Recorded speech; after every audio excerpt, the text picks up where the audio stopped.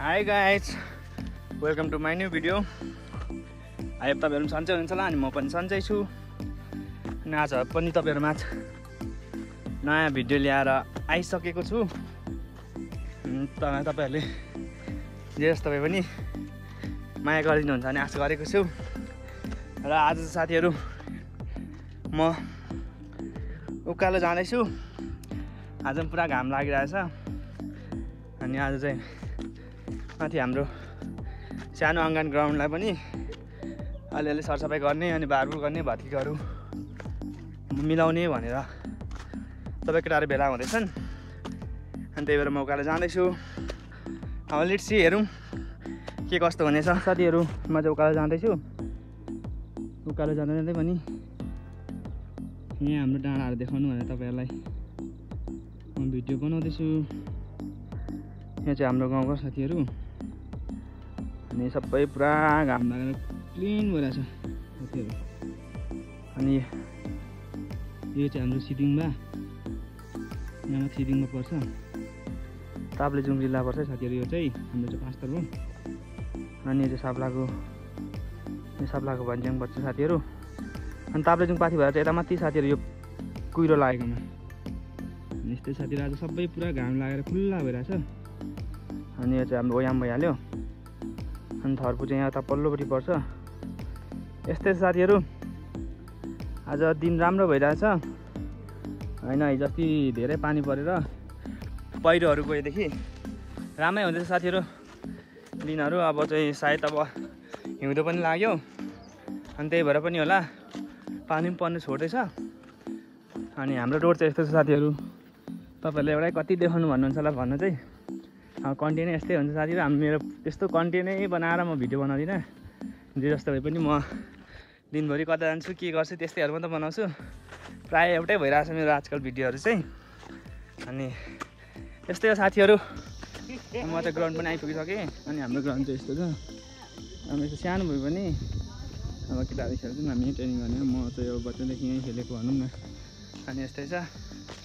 अनि बाह्र लगाएको छ, बाह्रहरू भत्केको छ। अनि यहाँ पनि अलिअलि यो भित्ता भत्केको छ र अनि यो सफा गर्नुपर्ने छ।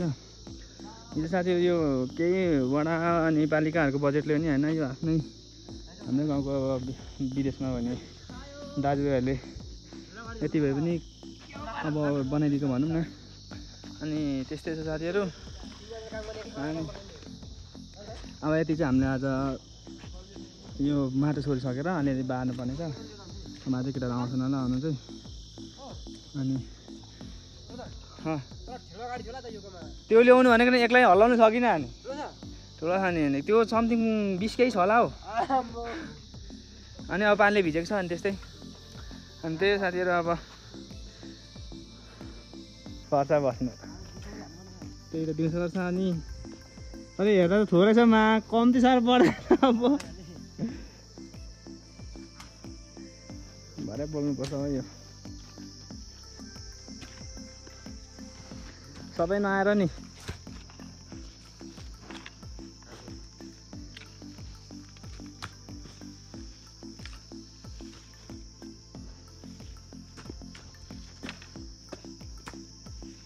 खाला केटा हो।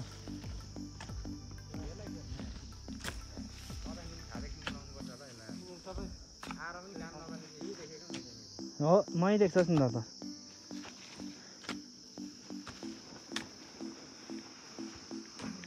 त्यो उतापट्टि त दह्रो बाँध्नुपर्छ पर चाहिँ भरे।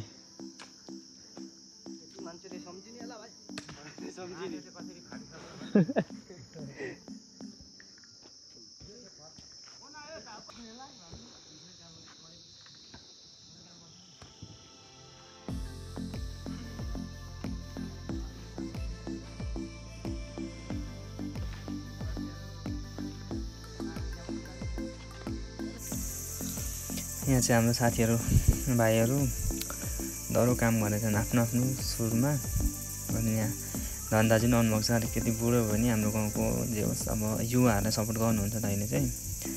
अनि यहाँ सबै आफ्नो आफ्नो पाराले काम गर्दैछन्। घाम पनि पुरा लागिरहेछ। अनि अब आज चाहिँ सबै आउने कुरा थियो।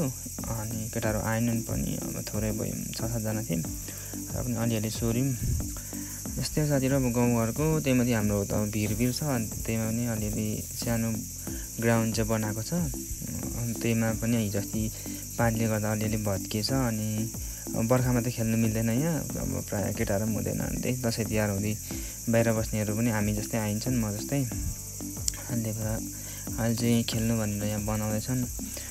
अनि त्यही हो साथीहरू, घाम डह्रो लागिरहेछ। अनि गर्दा गर्दै त्यहाँ सकिएर हामी यता बार्नु थाल्यौँ। बार्दा यति यस्तो बनाउँदैछन् केटाहरू, बार्दैछन् आफ्नो आफ्नो सुरले। अनि भाटाहरू काट्दै रुखहरू काट्दै बार्दैछन्।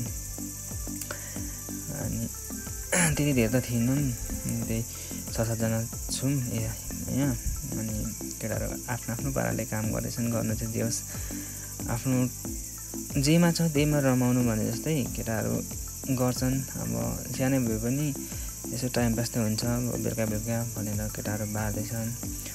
अनि यही हो साथीहरू, एउटा चाहिँ गोल खेल्न आइसकेको छ, आएर चया काट्दैछ यो चाहिँ। अनि यस्तो भएको छ हाम्रो फाइनल लुक्स भनौँ न साथीहरू। यहाँ बाहिर गएको थियो अनि कटिहारमा पनि त्यस्तो राम्रो त मिलाएन, धेरै थियो। अनि भोक पनि लागिसकेको थियो। अनि त्यही माथि त्यति ठुलो छैन हाम्रो यो ग्राउन्ड, र पनि यस्तो टाइम पास गर्ने चाहिँ हुन्छ। अनि केटाहरू आजकल त ट्रेनिङ गर्न थालेछन् अलिअलि, बाहिर अलिअलि खेल्ने भनेर। अनि यस्तो बारिसकेको थियौँ। अनि यसखेर चाहिँ हामी घर जानु लागेको थियौँ। मैले यो चाहिँ भोइस रेकर्ड गरेको, त्यही भएर अगाडि राम्रो बोल्नु पनि पाएको थिएन, हल्ला पनि थियो केटाहरूसँग। अनि म चाहिँ घर आइसकेर पनि यहाँ चाहिँ म गोल खेल्नु गइसकेको थिएँ एकछिन। अनि केटाहरू खेल्दैछन्, त्यतिकै उफ्रिँदैछन् अलिअलि। यो अब नयाँ माटोमा त त्यस्तो खेल्नु पनि सकिँदैन है, र पनि अब बिस्तारै 1-2 दिनमा अलिक माटो बस्दै जान्छ अनि खेल्न सजिलो हुन्छ।